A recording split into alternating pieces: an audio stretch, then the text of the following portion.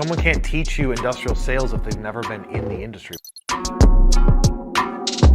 You're going to get tips and tricks from our sales lives that you won't get anywhere else. What I'm trying to get us to be is the biggest industrial sales and marketing agency like in the world.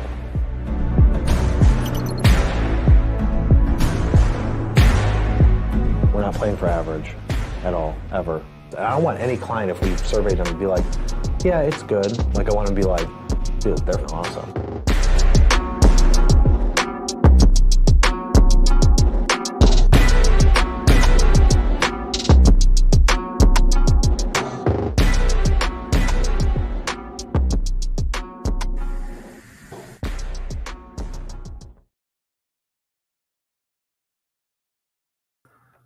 What's up, guys? I'm Kyle Milan. I'm back with another live. Today is Tuesday the 13th.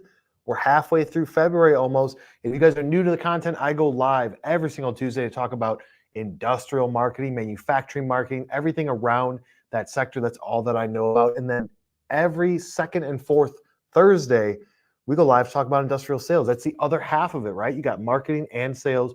We bring you tips, tricks, strategies, what's working, what isn't, case studies, everything in between for both of those. So be sure to follow me on LinkedIn.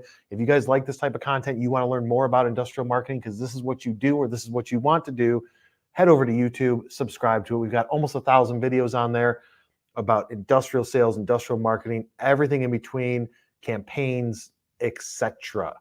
So let's jump into today's topic. I want you guys to comment if you are watching this live to ask some questions. I'm going to go through 5 bullet points. I'm going to talk about this subject. Then we're going to take a quick break, and then we're going to go into the comment section, answer anything we can, any questions that come up. Let's talk about it. So what is the topic of today? We're talking about max ROI in industrial marketing campaigns. Maximize your return on investment. So if you guys are watching this, hit those blue thumbs so we can see you on LinkedIn. If you guys are coming from YouTube, love you too. Hit some likes, put some comments in the comment section. Tell me where you're coming from. So like I said, I got 5 topics to talk about, 5 bullet points. Number 1, let's talk about this. Set your goal. So before you can do any sort of campaign, it does not matter if the campaign is branding. It does not matter if the campaign is driven to do lead generation, RFQs, opportunities, whatever. You first have to set your goal. What do I mean by that? What is the purpose of this campaign? And draw it out and lay it out. You can't do the other steps until you first understand what is the purpose. Now, most people are like, no, I already know my goal. My goal is I want money, I want revenue, but you have to clearly define it. What is the mission? What is the purpose of this campaign? It does not matter the vertical or anything like that. First, stay with me and just focus on the goal. Is the goal you're trying to get brand recognition? Because all the other actions are going to change based on what your goal is. Your goal could be brand recognition. Your goal could be lead generation, literal leads. And I don't mean like somebody just saying like, oh, I clicked the link and downloaded something. Maybe that is your goal. Maybe you're just trying to push some content out there. You want downloadable people to download the content, download your guides, to then go into your funnel, X, Y, and Z. But the first step is clearly defining what is the purpose of this campaign. And it doesn't have to be a campaign that's just focused on a certain time period, like 30 days, 60 days. It could be a 12-month campaign. It could be a 2-year campaign.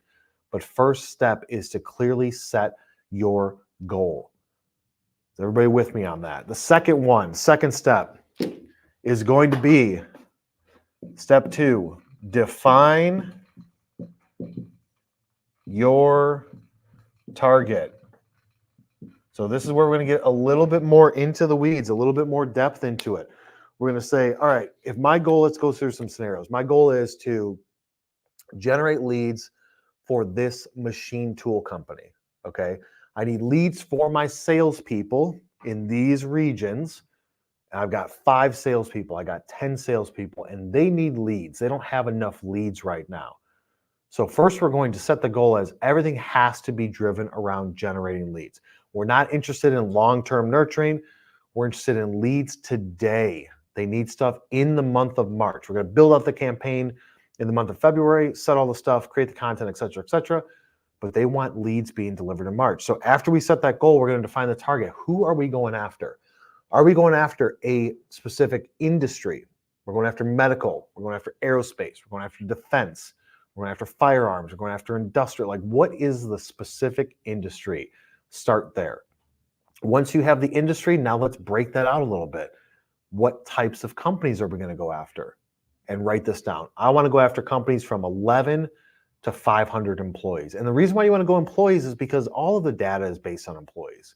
You don't really want to do it based on revenue. I'm looking for companies that are 150 million to $1 billion. It's such a wide range. And is that information really accurate? Meh. The employee side is a lot easier to go after.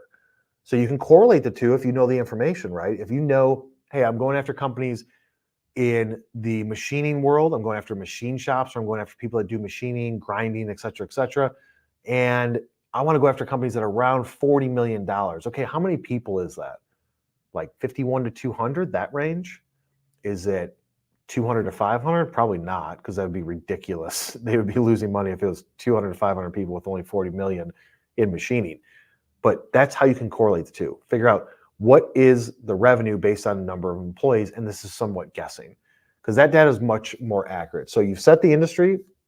Now you want to look at what is the geographic location and the size of the companies. So define that target. Then you want to figure out who are the people, and not just decision makers.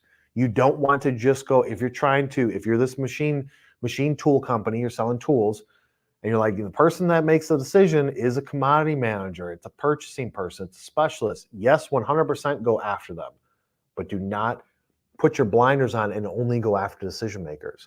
You have to look at the entire department and cross departments. So if I'm going after purchasing people for machine tools, I also want to go after engineers that are maybe designing something because they're going to know the tools a little bit better. The purchasing people, for the most part, are purchasing based on what somebody tells them to purchase. So they have an application, I need to purchase this. The engineer says, or somebody in ops says, hey, this is what I need, X, Y, and Z, I've already defined it. And then the purchasing person can go and find other people to do the same and do some research, etc. That may be the decision maker, but you also want to look at engineers. You also want to look at operations. You also, depending on the company size, look at C-level, president, CEO, COO of operations. You want to look at all those different areas. And sometimes, honestly, depending on who you're going after, the salespeople too. If you can get a cheerleader from a different department that's going to purchasing and being like, dude, you should check out this company. They sell exactly what we need for our own internal operations. That can help. It can be super beneficial. So ideally, you want to go after everybody. Like, look back and say, if everybody at this company knew who I was and what we did, would it be beneficial? Most likely, yes. Is it necessary? No, not everybody. But if that's the end goal to be most beneficial, it doesn't hurt to say, I want to go after different departments. Now, you don't, if they have 150 salespeople or they have 6,000 engineers, try and be smart about it. I want to go after new product development engineers. I want to go after manufacturing engineers, depending on what it is that you sell. You should know that already. Who is your target demographic? But too often people say, I just want to go after these people. That could be the ideal target, but you have to have auxiliary and secondary and perpendicular targets too, because those divisions all talk. So clearly define your target, map it all out. Now, how are you going to get this contact information? This is where list building comes in. Do not trust some third party to be like, I build lists for you all the time. I got this database of people. I'll sell it to you, all that stuff. That stuff does not work. Usually that data is outdated. Use your own tool, or if you're partnering with an agency like MFG Tribe, we have the tools ourselves. We spend lots of money every single year on these resources to be able to build exact lists, to be able to build lists specific to SIC codes, industries, company size, geographic region, et cetera, job function. Did they change a job? What's their contact information that you have? What's their title? What department are they in? What's their seniority level? All that stuff. We build these lists all week long for our customers because this information is necessary. So you can have those tools yourself if you want to spend for the license. The best two right now, Seamless AI and ZoomInfo. ZoomInfo has been around forever, right? For a decade. Those two are the best. Apollo, if you want to spend the money on Apollo, Lucia, not bad. But if you're talking about a robust system that's grabbing information and you could do it at scale, I'm not talking like 50 people. I'm talking like 500, 5,000, 50,000. If you're trying to go after a group and really cover up that target, that vertical, you want to use those two tools. It's not super expensive. You can pay for it yourself or just use our license. We'll farm the information for you and do all the campaigns and all that stuff. but clearly define the target. You have to know exactly who you're going after. Now, if you're like, Kyle, I want to go after everybody. I want to go after everybody out there. Let's break this down. Let's break this down into verticals to be a little bit more strategic. Because if your total available market, your TAM, is 10 million people, you don't want to start a campaign that says, I'm going after 10 million people all at once. You want to break it up into segments. Now, you can either do that by changing the company size, the employee count. You could do that based on a geographic region. But if you're like, they're all spread out, okay, maybe do it based on company size. What does that data show you? Well, I had 10 million, but then when I say 11 to 50 people or 51 to 200 people, that gives me a million. Okay, maybe that makes sense for you. But you're clearly defining everything. You're looking at all different aspects. So it could be company size as you're defining targets for the vertical. It could be the industry, could be geographic location, but most industrial companies are not saying like, let me just go after the Southeast unless maybe you're doing distribution. So if you're doing distribution, maybe you want to say, hey, this is a Southeast campaign. We're targeting all these people geographically. That could work for you. That all depends. Clearly define your target. The next step, number 3, is going to be you need to define your verticals and set them up. What do I mean by verticals? What I mean by verticals are your marketing verticals. What tools, what tactics, what strategies are you going to use to make all this come into play? So you set the goal as lead generation. You sell tools to manufacturing companies and OEMs. You set the target as I'm trying to generate those leads. My target is going to be companies in this range, 51 to 200 employees in the United States that are servicing these 5 industries. Now it's got to be, what verticals are we going to use? How are we going to go after these people? What are the tools? So let's look at the tools. You got to know where they live, right? You got to look at your target demographic and say, if I'm this person, what am I doing on a daily basis? Luckily, we do this every day for our clients, so I can tell you where the attention is best used. But you have to make sure that all these things are working. Otherwise, steps 4 and 5 aren't going to work and you're going to be pissed off. So verticals, let's look at it. So when we're defining the verticals, you need to have some sort of content, right? It all starts with the content. What is it?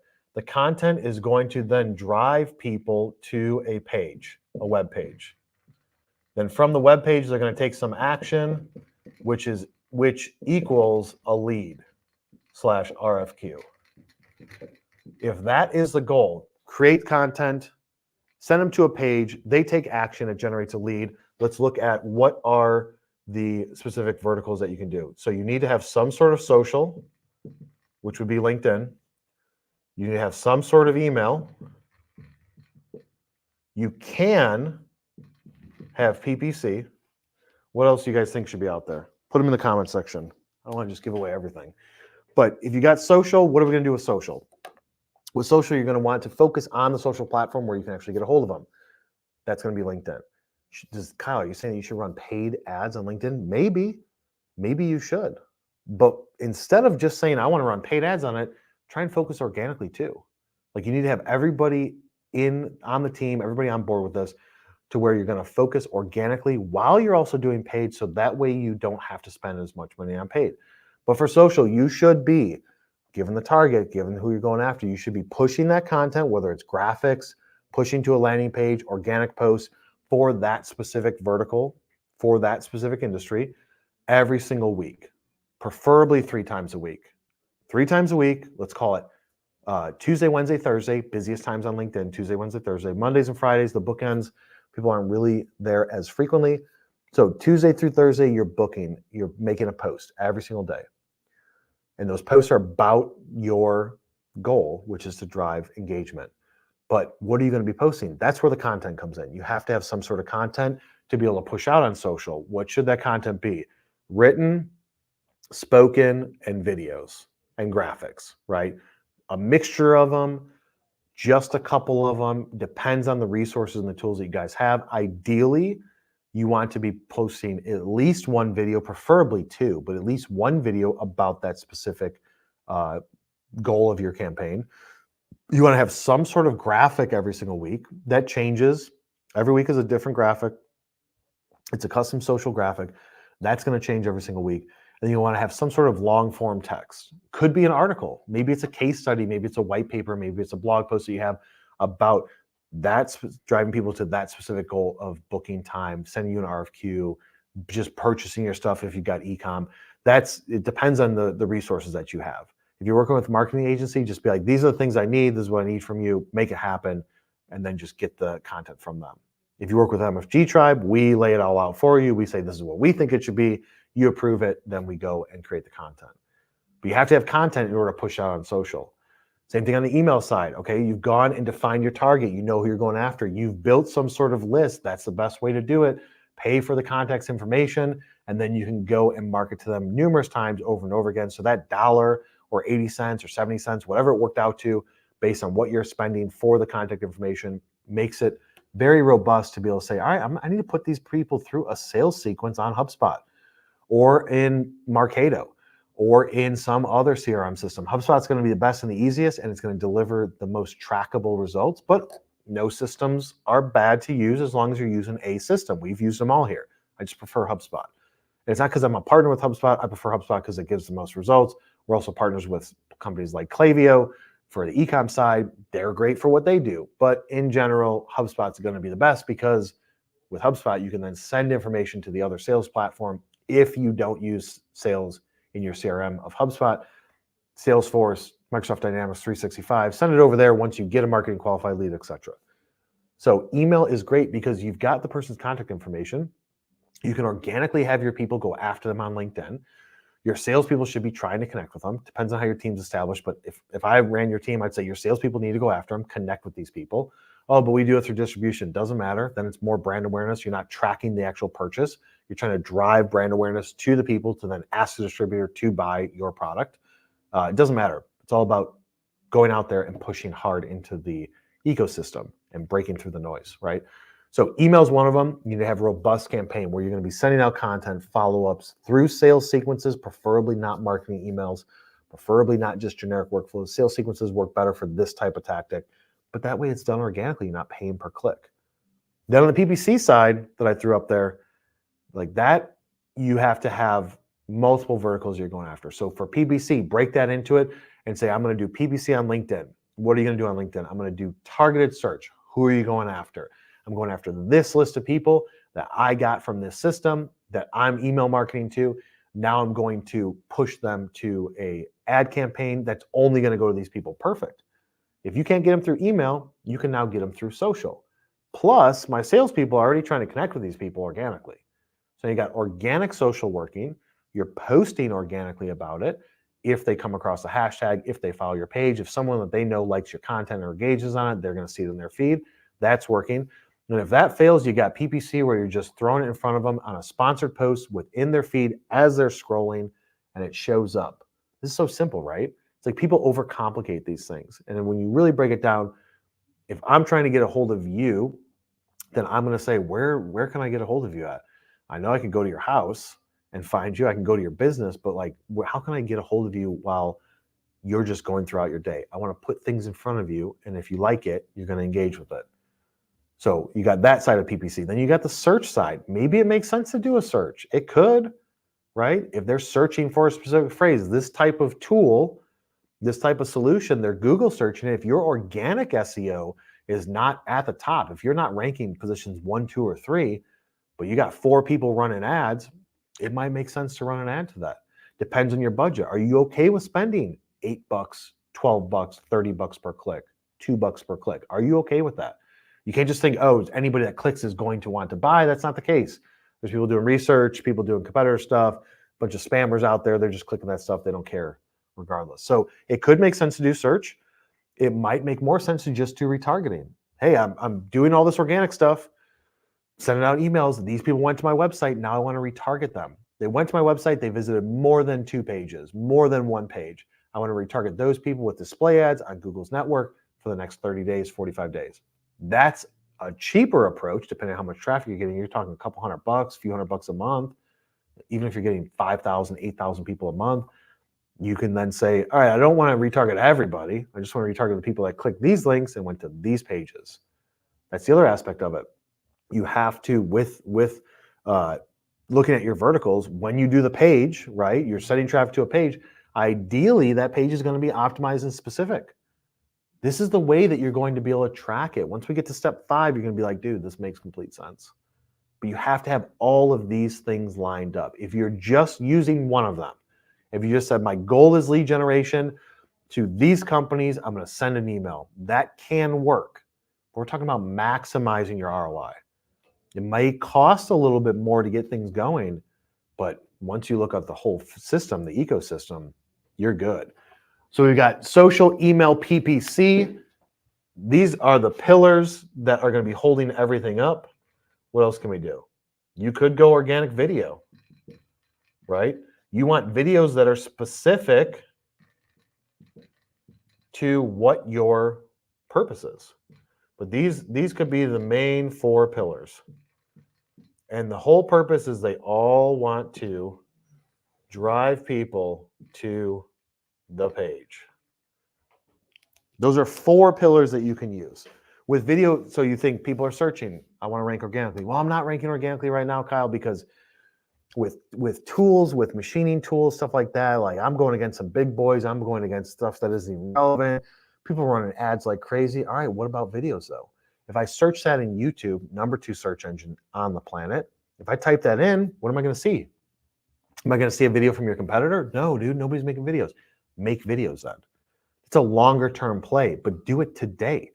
Do it in February. Go and shoot video content, post on YouTube, optimize for that. If you're like, I don't know how to optimize it, Google search it. I'm not going to go through the details on this live. I can give you the details on how to optimize for SEO. We do it. We outrank most of our competitors, if not all of them, on all the search phrases that we care about. For our clients, do the same. So videos can pop up. People maybe want to see a video. They want to see that thing in action. Is your video long enough? Is it engaging? Does it have the right vibe, right tone? Yeah, dude, we got tons of videos. We got to play this of 1,000. Cool. That can work for you. But you have to look at those 4 pillars at a minimum to define it. The other ones, supporting pillars, can be trade shows, right? Go to a trade show where your audience lives. We just got back from one last week. It was a killer success. Why was it? Because we did our campaign properly. Got a lot of attention because we've been doing it for years. So there's something to say about that. You can't just say, I want this in the next month. It's going to take a little bit of time. But trade shows, cold visits, have your salespeople go and do cold visits. That's all part of the campaign. How am I going to do cold visits in the campaign? Am I just going to go to a spot? No, you want to email them first. Market to them first. Warm the people up a little bit. That's all part of the campaign. All right, Kyle, I've got a sales guy traveling, going through North Carolina, South Carolina in 3 weeks, 3 months. I want to set up his calendar around this specific campaign. Cool. Create an email series to those people, talking about how he's visiting, pushing branded content, showing them videos, white papers, guides, books, et cetera, to make it easier for those people that he's going to be driving through their town. It's going to make it easier for him to turn somebody cold or warm into an actual opportunity if you do some marketing ahead of time. Does it work if you just go in cold? Yes, I've done it dozens of times, hundreds of times. Walk into a building and say, hey, I don't know who to talk to here, but I'm looking for this. Who do you think I should talk to the receptionist? Oh, that would be Joe. Is Joe around? I just need like 5 minutes. Let me see. About 10% of the time that works. When it does work, it works well. So clearly figure out what verticals you're going to work in. I just laid them out. These will work for almost every single campaign at a minimum. Social aspect on LinkedIn, email marketing with some sort of platform. That's not just MailChimp or Constant Contact. I sent out an email to 3,000 people. That doesn't work anymore. And it hasn't worked for so long. You have to slowly drip it out, sending out 100, 300, 500 emails a day through a sales sequence and then following up on it, et cetera, et cetera. That's the best way to work. And PPC, if you have the budget, do it. If you don't have the budget for PPC, then at a minimum, go social, go email, and make sure that that list is good. 4th step. Can they see over here? Where's my boiler? So let's go below the. Go here? Yeah. All right, number 4 is going to be track results. What do I mean by that? That is a ghetto star that I just drew. It's like an asterisk. Yeah. It's not. It's kind of a star. I was going star, and then I was like, well, let me just make this into a squiggly. All right, so track results. Oh, Kyle, we track results. Okay, here you have to track the results that matter. Get away from these vanity metrics. What do you mean by vanity metrics? What I mean by vanity metrics are, hey, we've got 6,000 impressions. We got 6,000 emails that were sent. Cool. We got a 2.6% click-through rate. Awesome. Those are still vanity metrics to me. Other marketers could be like, no, Kyle, that stuff matters. Okay, it does matter. Tell an industrial company that you're going to hang your hat on your metrics that are vanity and not look at what did it actually do. If you're telling me that you set your goal as lead generation, that is all that matters. How many leads did I get?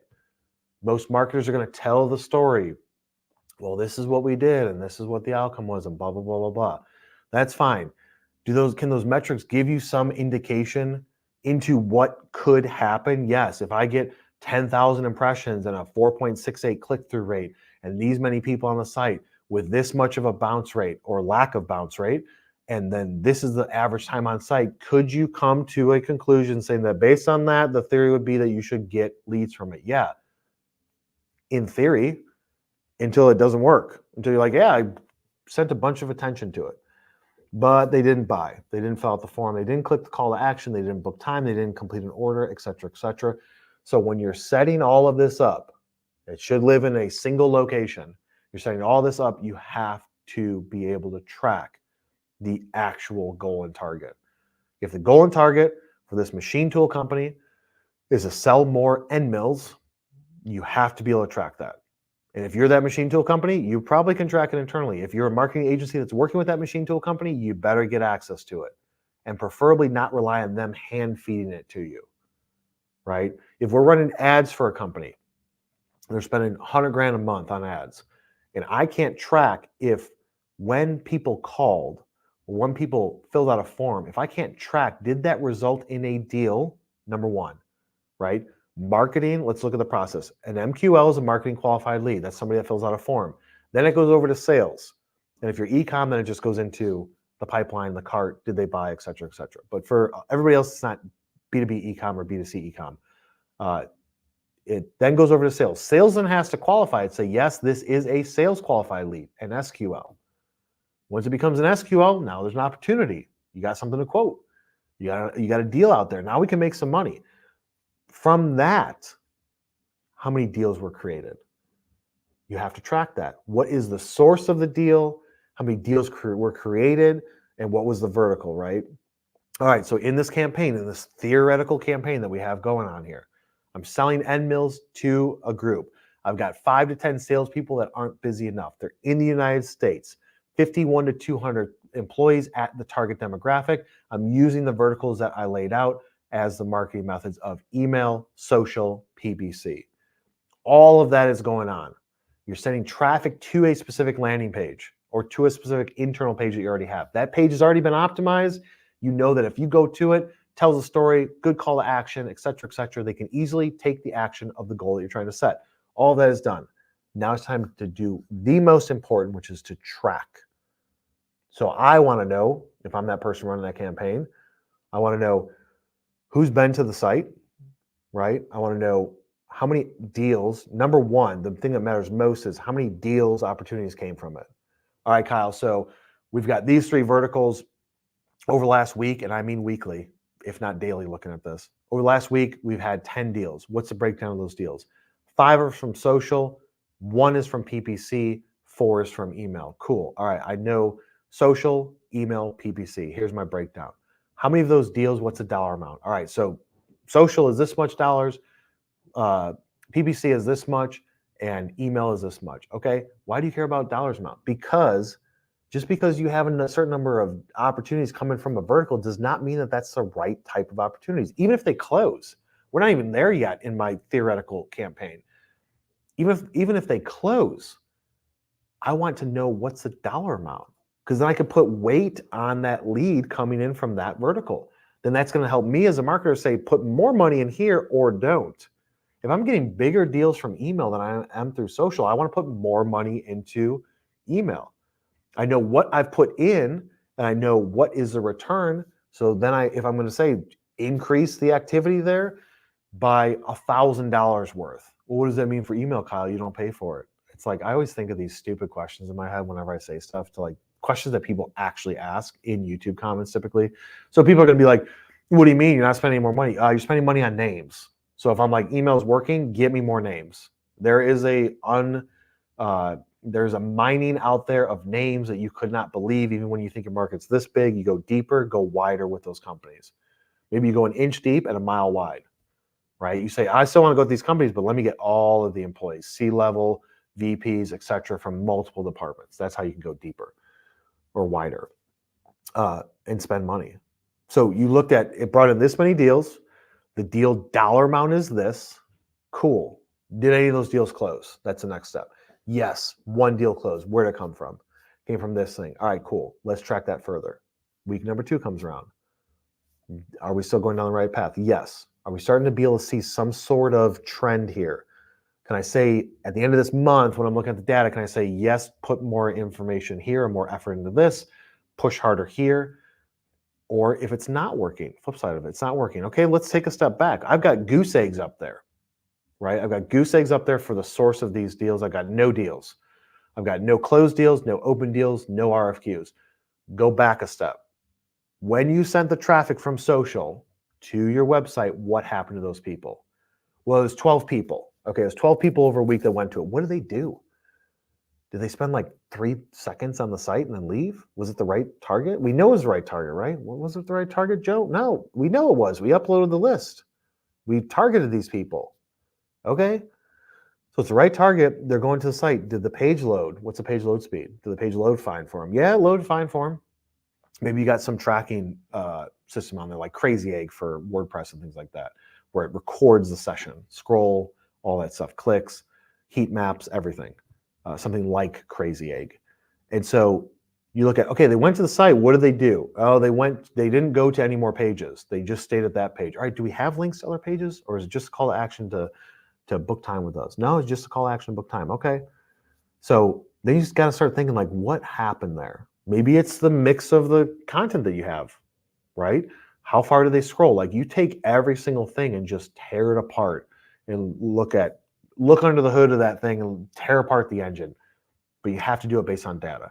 All right, emails, what happened? We had good open rate, right? We had 28% open rate, 5% click-through rate. What happened when those people clicked? Well, they went to the page. Maybe the issue is with your page. You're getting attention to it, but the page isn't converting. Maybe it's a copy, maybe it's the images, maybe it's the video, maybe it's call to action, maybe it's the load page, the page load speed. Maybe it's a menu structure or lack of menu structure because you went straight up landing page, no menu structure, or you just did it built within the system. So many factors and variables here, but you can't know until you have the data. So on email, sent it out to 1,000 people. I had 200 people open it, so 20% open rate, and I had 10 people click it. Right? Just look at all those numbers. The people that opened it, is it the right people? Is it working? Are they clicking? Well, if they're not clicking, but they're opening, then maybe the copy's bad. But it's like you don't know that until you have all the data to support it. So if I was a marketing agency and I'm just like, hey, we got 20% open rate, we got extra 600 people to your site from this campaign. Cool. Vanity metric. Did they do anything? No, they didn't. Now, I'm not saying that they have to happen in week 1, week 3, month 1. It doesn't necessarily work that fast. It depends on what you're doing. But if you're not tracking that stuff, if you're not tracking what matters, following that person from when they first came across you into your funnel, into your pipeline, into your ecosystem of content, and then what happened from there, then you can't possibly go back and make adjustments and changes. Because if you're just looking at the vanity metrics, you're going to be like, this is working. It's up 56% from last month. Yeah, but is it up in the right direction? Like, is it the right people? Does not matter. You could be spending $100,000 a month, but if it's not converting into something after a certain period of time of test, after a certain period of time of market penetration, if it's not working, stop doing that. It's not resulting in deals. If it is resulting in deals, but it's not the perfect deals, it's like the dollar amounts, we got deals, LinkedIn, so social, email, PPC, that brought us deals. What's the deal dollar amount? It's not really where we want it to be. We want it to be a little bit better, a little bit increased.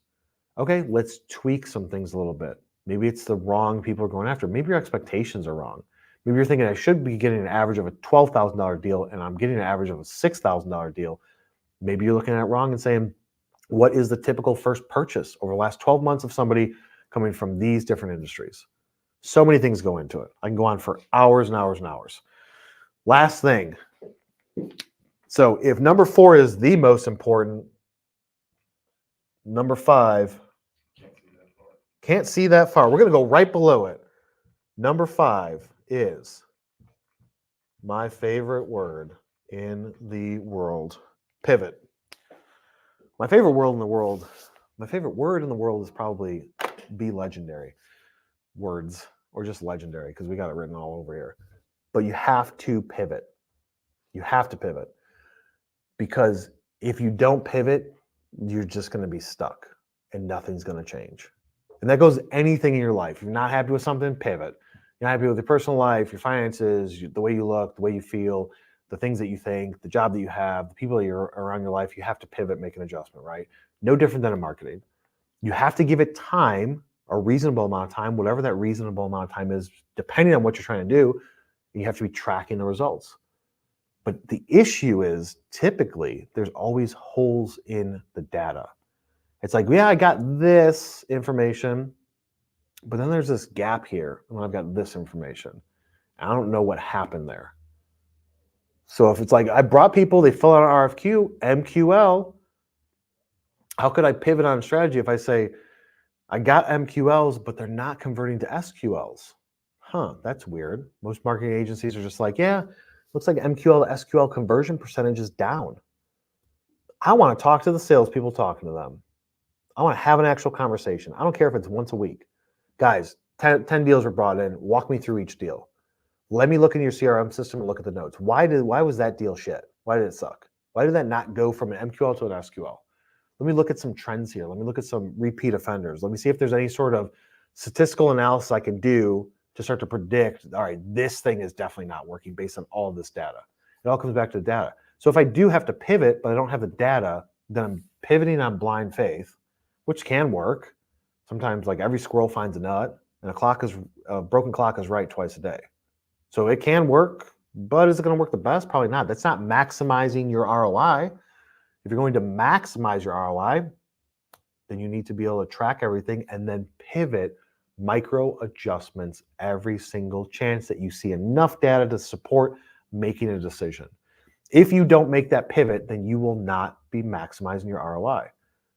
If somebody says, all right, this is the campaign, we're going to do this same thing for the next 12 months, and it's going to get you results. If there's no pivoting in there, then once the campaign's set, like, what are they really doing? You're just reporting on numbers, which can work until somebody says, hey, bullshit, can we make a change here? This is not working. So you have to tie everything together in this campaign. That's the only way to maximize your ROI, is to track everything, make those pivots, but make sure you clearly set and define the goals, the target, what are the verticals that you're going after, all this together. It is so simple. We do this every day, and maybe that's why I look at this so simply, whereas other agencies don't do it. Companies just don't know. I get it, but I've been doing this for 8 years. And the verticals change. The way that you get to, the goal is always the same, right? For industrial companies, sell, make money. The goal, that's the same for every business. For the most part, I get brand penetration. I get brand awareness. Totally get that. That's the goal some of the times.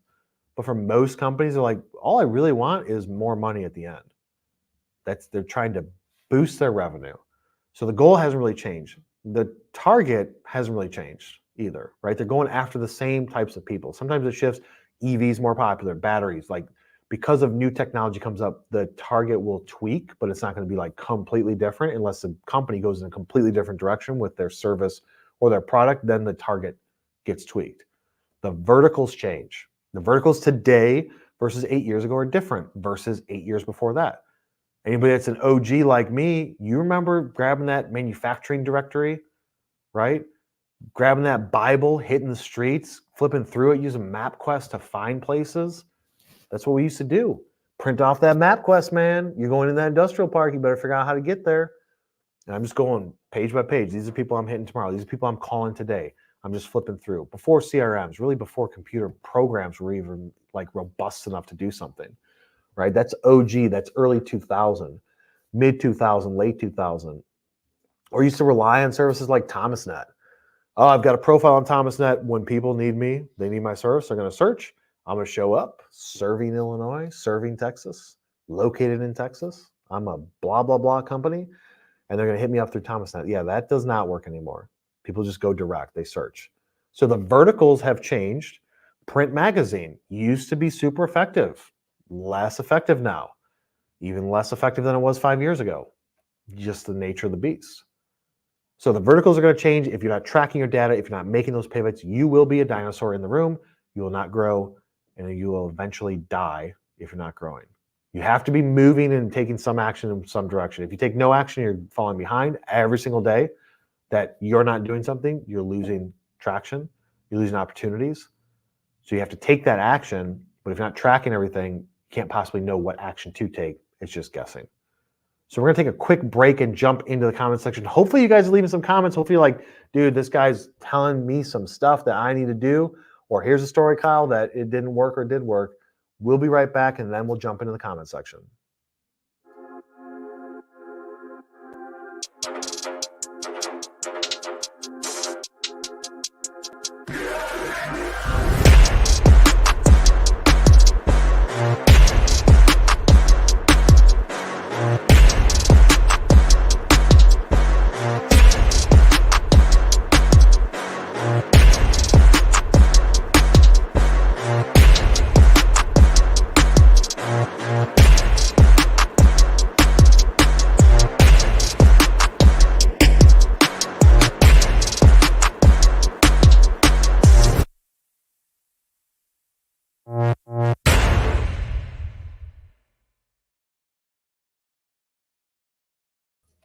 All right, guys, we're back. Let's see if there's any comments. Riley's going to be going through them, throwing them up on the screen.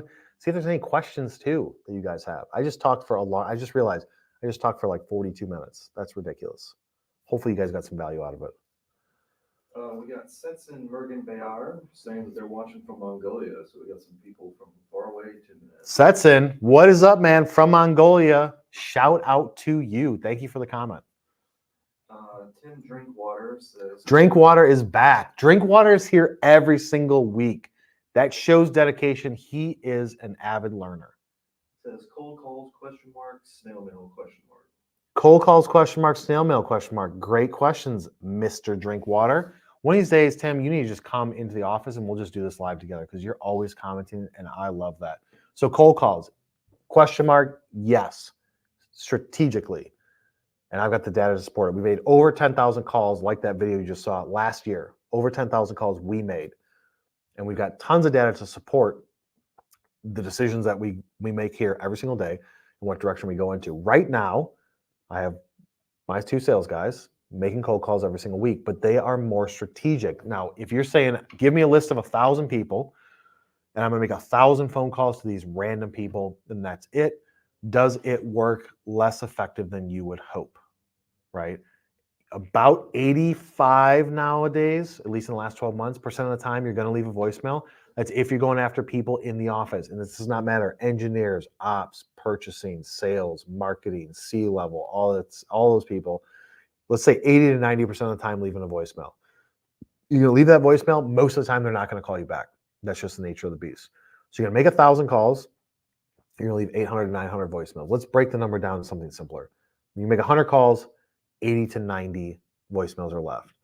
Here's the key with it. After you leave that voicemail, and I've got a video on this, you have to then send an email. Hey, Tim, I just left you a voicemail, wanted to follow up through email to see if I can get you there. Please hit me back when you get a chance. The voicemail is going to be, hey, Tim, it's Kyle with MFG Tribe. Want to reach out and talk to you about some marketing things. Could you give me a shout back? Here's my cell number, 512, blah, blah, blah. Then the email follows up with that because you can get a hold of people sometimes through email. You're trying to figure out what is the easiest form of communication. Send the email. We'll see it in HubSpot and all the CRM systems. Voicemail left, email sent. They open the email 3 minutes later, respond to it. Not interested. Thanks. Let's figure out a time. I mean, maybe they're on a call. Maybe they're not even at their desk. So do cold calls work? I would say strategically. Go after, try and do some sort of pre-marketing. So send out marketing stuff. So if you're doing this campaign type of thing, even if you're not, but let's tie it into the subject, maximizing ROI for campaign. You send out emails to people, go after the people that clicked and then visited the site. Those people you want to call first. After that, it's people that opened the email but didn't click. After that, it's going into the people that you just sent the email to. But the first thing is any sort of action. If somebody visits our site, if we're like, we've got tens of thousands of people we're going after every single month for ourselves. And if somebody visits the site, that's an instant call. If we email to them, they click the link, visit the site, spent even 20 seconds on the site, I want to call them. But Kyle, don't you want to only call them if they're really engaged? No, because if they didn't, I want to know, why didn't you go deeper on that site? Hey, Tim, it's Kyle from Manufacturing Tribe. How's it going? Hey, Kyle. Hey, I sent you an email last week. I just want to follow up on it. I sent you an email earlier this week. I wanted to follow up on it. Yeah, I got your email. I went to your site. Not really a fit for us. Oh, why is that, Tim? Why isn't it a fit for you guys? Well, we don't really do marketing because we're blah, blah, blah, blah. Okay, what do you guys do to generate revenue? How much are you guys growing? Just having a conversation. I'm trying to learn at that point. You guys always hear me talk about learning, listening, speak less, listen more.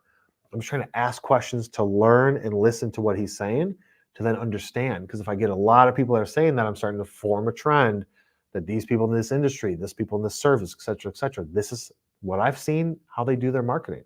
They don't need it because they've got these other things. Oh, we get government contracts, which are awarded by a different party, and then they sub it out to us. So we don't go direct to people, and we just market. There's only 12 people that we get subs from. So we just market to them like every single day by having conversations. Okay, cool, not a fit. Totally get it, but I'm learning. So cold calls, yes, strategically. Snail mail, it can, man. Like what you have to think about is while everybody's going left, you want to go left, center, and a little bit to the right, because all of the market is trying to drive people through email, social, ads, search, et cetera, where they start to typically abandon the stuff that didn't work before. So as people are moving away from snail mail, you want to sprinkle in a little bit of snail mail.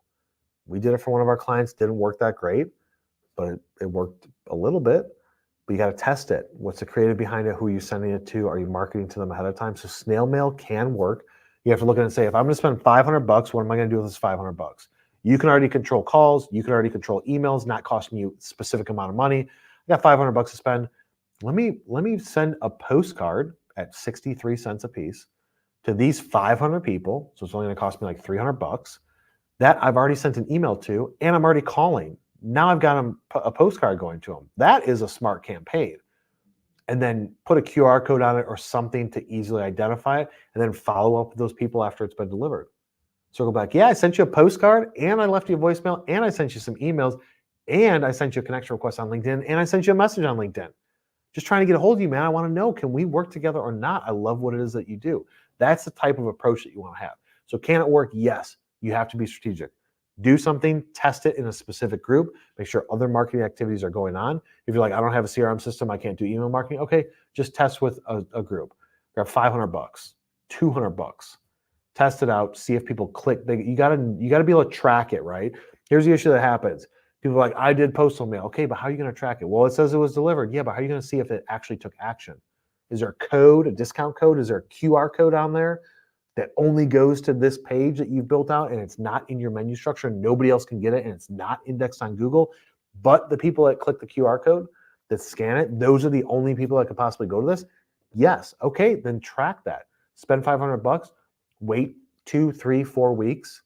You should see some sort of activity and say, is this worth investing more? Well, they got to the site and they left, or they got to the site and I got one lead from it. Okay, that one lead cost you $500. So far, this doesn't mean people aren't going to come 2, 3, 4, 5 weeks later, but tracking all of that together in the campaign. If you're not tracking it, you can't make that decision. What else we got? Alrighty, so Rushikesh Naske asks, how do you approach new customers for orders of molds? How do I approach new customers for orders of molds? By molds, are you meaning like tooling, injection molds, stamping molds, things like that? I'm assuming that's what you're talking about. No different than this strategy. No different than anything. I mean, I used to do it. I spent a decade in injection molding. So I'd approach them the exact same way. First, you have to define the target, understand what are their pain points. What's your value proposition to their pain points? They want to build a tool. Well, there's 10,000 tool builders in the United States. And if you include a little bit of Canada in Windsor, like there's so many tool builders. In the United States, there's so many. In the world, there's so many. Go to China, you can hit one with a rock when you're in specific cities. So what makes you different? What makes you stand out? That's what you have to figure out. Because if you can't figure out what is your unique identifier and your value proposition, how could you possibly get business from people? So they have a pain point. It just comes down to pushing your message out there, pushing content out there, connecting with people, having conversations, asking them questions, asking, can you build a tool for them? What people in China did back in like 2009, 10, 11, 12, when it started getting a little bit more activity in offshore tooling, they're like, I'll give you the tool, the first tool for free. I'll do it for free to build that trust. They can do that. Maybe you can do that, depending on the size of it. If you're like, oh no, it's like a $30,000 tool. Okay.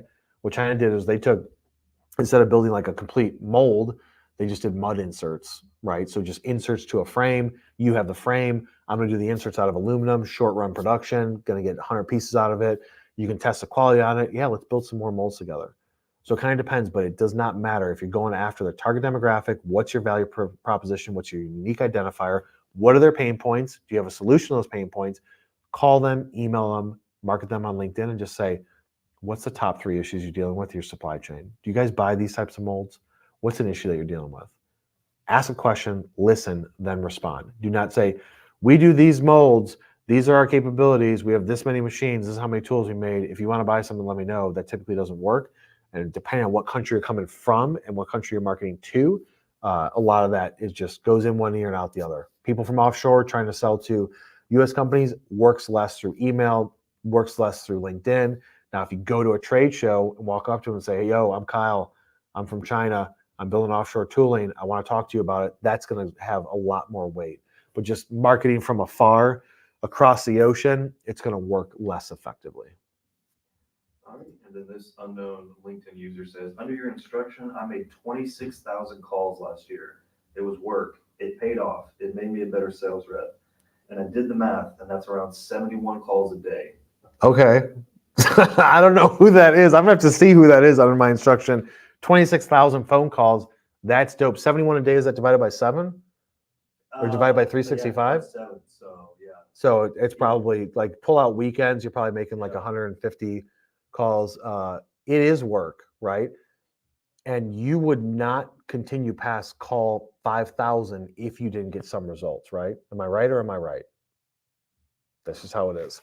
So I don't know who you are. We'll have to go through and see under my direction. Now, was that my specific direction? Did I tell you to do that? If it works, man. 26,000 phone calls, that is a lot. We had people who were working with 150 calls a day, 100 to 150 calls a day. That was a goal. That could be one of those people. That could be Mark. If that's Mark, Mark is a killer on the phone. He just slays. And that's what worked for them. That's what worked for him. That was the best tool that he had. He used it.